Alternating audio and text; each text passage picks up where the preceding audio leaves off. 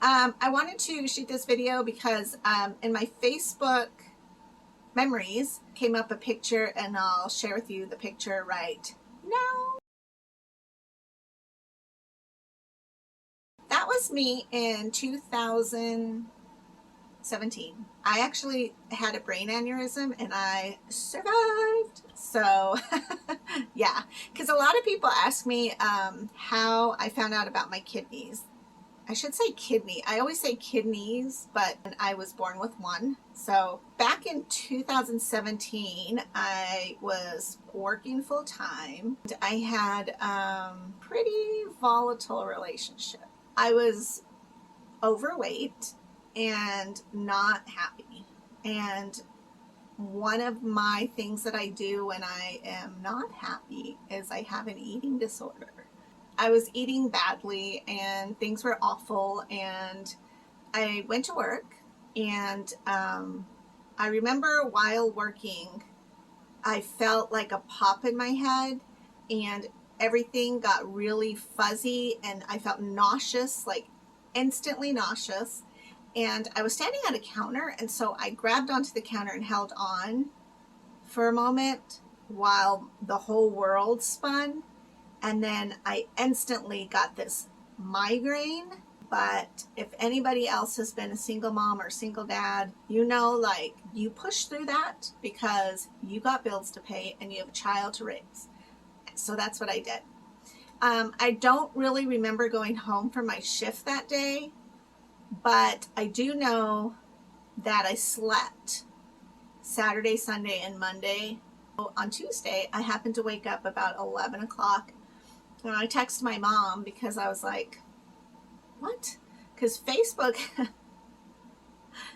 said it was Tuesday, and I was like, no, this is Saturday. So I called my mom, and she's like, yeah, it's like 11:30 on Tuesday. Well, I always had Saturday, Sunday, Mondays off. I was late at that point, and I hurried off to work, where I showed up, and I don't remember any of that. But the manager at the time, she told me that I did not look good and I needed to go home or go to the doctor's because I didn't sound good. I didn't look good. My coworker at the time too, he was like, yeah, you're not making much sense. So they're like, you really need to go to the doctor's. I drove myself to TMC, and I have a little blue Kia Rio, and it is a standard, and I tell you, that standard has saved my life because you have to think to drive it. So I somehow made it to TMC, which is a hospital here in Tucson. And I remember going into the lobby. I remember parking really carefully. I must have been having to have a lot of thought for driving, because I remember parking specifically under a tree. And I was like, I hope they don't tow my car because I don't know how long I'll be here. But I went inside, don't remember that. I remember standing at the counter, and I told the girl, like, I don't feel good. And then I fainted. A little bit later, I was sitting in the waiting room because they were getting like the thing, what is it called, a gurney? Like the bed that rolls. And I called my mom because I was like, Mom, I'm really sick and I'm at TMC. And then I don't remember much from that point on, but apparently I called her and told her that I was going to have brain surgery because I had a brain aneurysm. And the next thing I remember is waking up in a room where these doctors were like in the corner, and they were all discussing my situation. We're gonna have to do brain surgery. And the other guy was like, I can do a coil, just let me do a coil, I know I could do it. And I was like, what's a coil? And the nurse was like, oh my God. So they like laid me back down. They're like, you're not doing too good, but we're gonna help you get through. And I remember going out of that room, and you know how like in the movies you see the lights above you? I was like, what is going on? Like it was like I was struggling to stay alert, and yet like freaked out because it's like, what's happening? But I couldn't even comprehend to go in either direction. It was like I was in this weird fog. Maybe I was medicated, I don't know. But I remember my sweet best friend was there amongst other people who showed up. And it was almost like, I feel like, I don't know if this happened, but I feel like I was pushed through this crowd to support people. And my best friend, Jasmine, was like, you can't die. Don't die. You don't get to die without me. And her husband, like, I remember them there, and I remember a couple other people like looking side to side, like, what are they saying? You know, and they were just like, we have you in our prayers. You're gonna make it. And I was just like, oh my God. So anyways, but what I don't remember is that during that time, right before surgery, they realized that my kidney failed. And they were like, they were already my mom had rushed up to Tucson with my dad. They called my brothers because they were like, she's not gonna, we don't know if she'll make it. Everybody was like gathering together. My kidney managed to stabilize enough for me to have the brain surgery. So it's very fascinating is that they went up through my main artery in my right leg, past my heart, up to my brain. Like, it's just wild to me. Like, it blows me away that this man did this. And this man, the doctor. I've never met him, which I will be meeting him because I actually have to go back and get checked. Transplant wants to know, like, I'm 100% good with aneurysm and all of that. Healing's happened and everything. I haven't really had any side effects, but nonetheless, I still have to get checked, and I should anyways. But he was Magic Man. He put the coil on, and I envisioned the coil like being like a spring. So months after I got home from the hospital and all of that, I was very scared to run or to jump or to work out because I thought it was like pop off, like just something freaky. I don't know. But it's not. It's almost like your hair tie when it gets really ratty, like with the hair all caught around it. That's basically what a coil kind of looks like. Like it just wraps around the brain bleed, and it keeps it all contained. That was insane. I do remember waking up and I just had this pulsing migraine. And the problem with the brain aneurysm is like basically it's a stroke, and you have like this blood there, but your brain doesn't know what to do with it. So that's why there's intense headaches. And I was in ICU, I think it's called, for like maybe a week. I don't remember. But I do remember getting up and they were like, don't get up. You're perfectly fine. Just rest. You have a catheter. And I was like, take this out. Like, no. And they're like, okay, we'll bring you a bedpan. We have a little potty next to your bed, whatever you want to do. And so I literally got up and they were like, oh my God, you shouldn't be doing this. And I was like, I got to get up. Like, my life has just restarted. I am not going to lay around in bed. So I took a walk down the hall and found the bathroom. After strolling back from the bathroom, I did that like 4 or 5 times, and then they realized, I think, like they were like, yeah, she's gonna be great. She's gonna be good to go because she just doesn't quit. So I had an amazing group of nurses. My daughter flew in, and she actually stayed a couple nights with me there. I was on meds, so you're not really conscious of what is going on. So I had tons of people. Like, they told me at the nurses station, like, we're going to have to limit how many people can come see you because it's too stressful for your healing process. And I could understand that because, like, people would come in and be like, oh, hey, how's it going? I would be like, I'm good. Thank you. I'm going to go to sleep now. And I would literally like fall asleep. So they started to, because I had so many people come to visit me, they started to use their whiteboard in there and have people sign it like a giant card. So when I would come to, I would be like, oh, you know, and I'd read all my messages. The hospital stay itself was really great because I don't know why people complain. Like, the bed is comfy. I actually had these leg massage things that were really awesome. I was in air conditioning. So I don't know. I like hospital stays. You get cold, you get a warm blanket, you know. I don't know, you get attention from people. And I don't mind the noises. Like, I have to sleep with noise on anyways, and I don't mind the bustle and the in and outs. And I just have a good time pretty much wherever I go, whether it be the hospital bed, whether it be, you know, if I'm in silence, like, that's torture. From that point, I was sent home after healing. I want to say I was there a month, but I don't even remember. I did go home to my little house, and Ben was such a big help even then. And I healed for, I want to say, another month, and then I went back to work. I did go back to my nephrologist because of my kidney. And at that point, I did like a check-in, because after you get out of the hospital, they want you, you know, they have referrals and you need to go get checked. And I did that. But I'm just going to be honest with you. Single mom, I had to work. I did fix a lot of things. Like, I became single. And I actually moved me and Ben into a little 1-bedroom apartment. So the place we had roommates. And they hardly ever paid the rent. I became as minimalistic as I could be. And then Ben and I just moved our personal belongings into my little apartment now. I didn't go back to see my neurologist until COVID hit. So I left that job I was at and actually worked at a different place for about a year. And that place, stressful. I have worked retail forever. And I mean, like, JCPenney's, Walmart, Kmart, thrift stores, all over Tucson.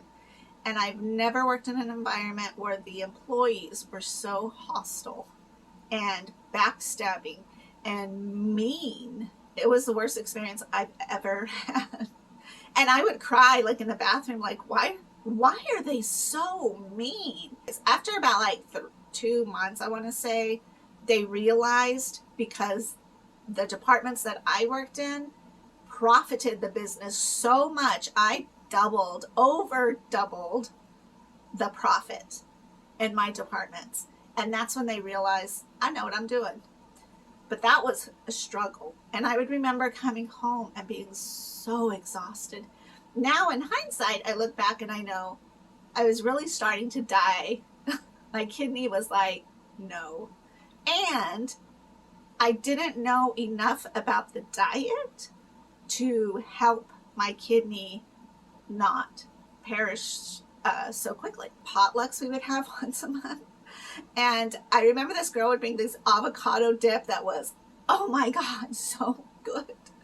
And I would eat it like candy, like ice cream, like, oh my God, so good. And my kidney would hurt like a bee the next day. Well, it's because I'm shoveling potassium in my face, and my kidney's like, girl, no. But I didn't listen. COVID hit, and we closed down for 2 weeks because we weren't quite sure. Everybody, you know, in the world didn't know what COVID was going to end up being. And then the store eventually decided we're just going to close down. I was without a job, and I decided that I had better go back to see Dr. Walshall. And I did. So once I saw him, he was like, you're basically stage 3 kidney failure, so we need to start keeping an eye on you.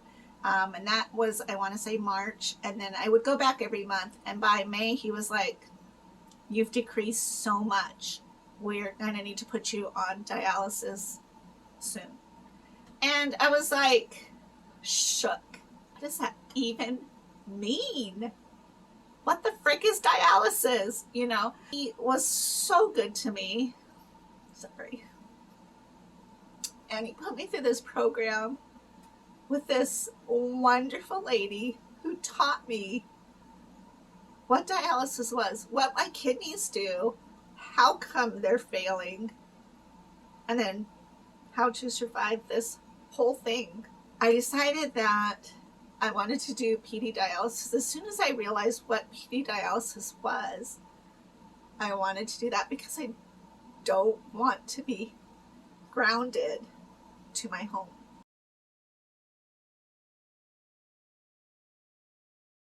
I started to go to him more frequent because it was almost like once a month, and then it was like every 2 weeks. And I would have to have lab work, and they would take tons of blood because they wanted to know like where my levels were at. And that's when she introduced me to eating differently.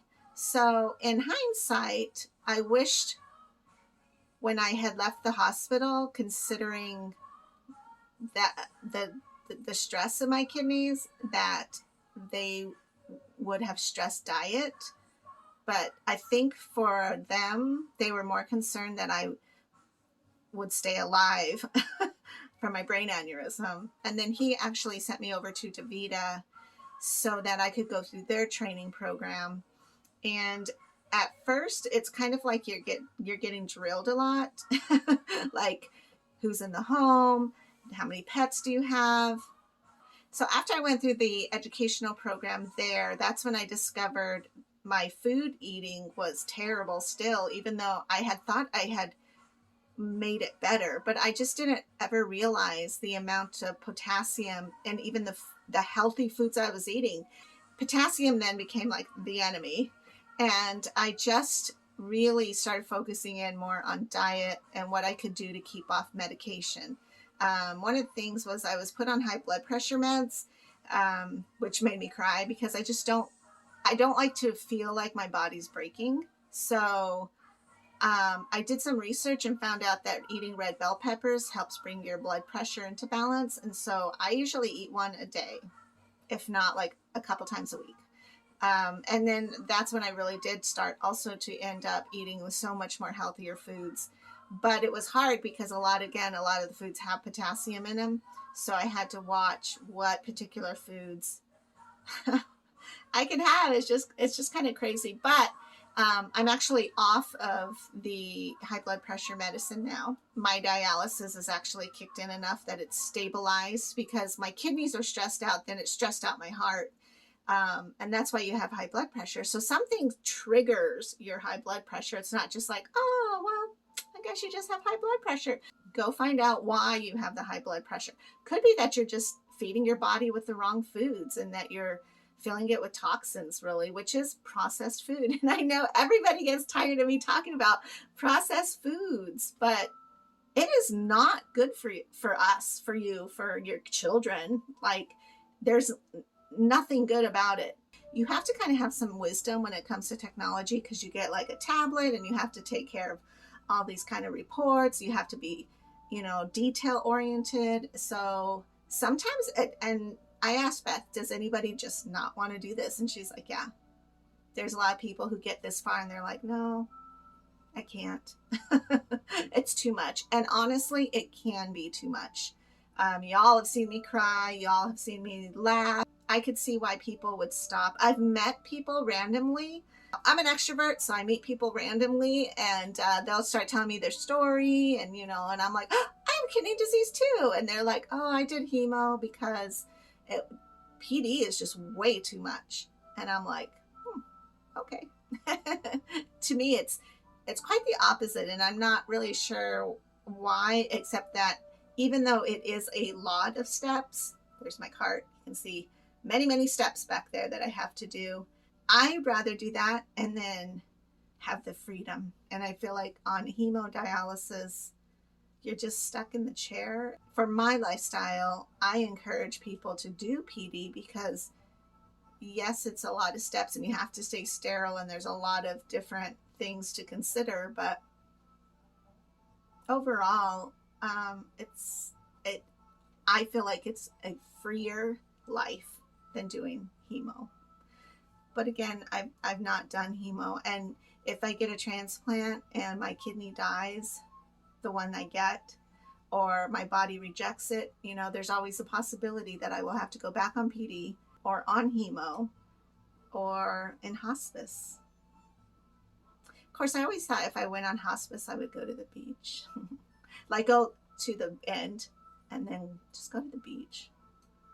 Like just watch the sunset, drink some beers, have a bonfire, have some marshmallows. Yeah. Not to be morbid, but my life has been good and I'm not afraid of death. I don't feel like my life is over once I die here. It's just my faith, maybe, but just my opinion.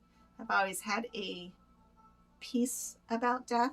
Overall, it's been pretty good.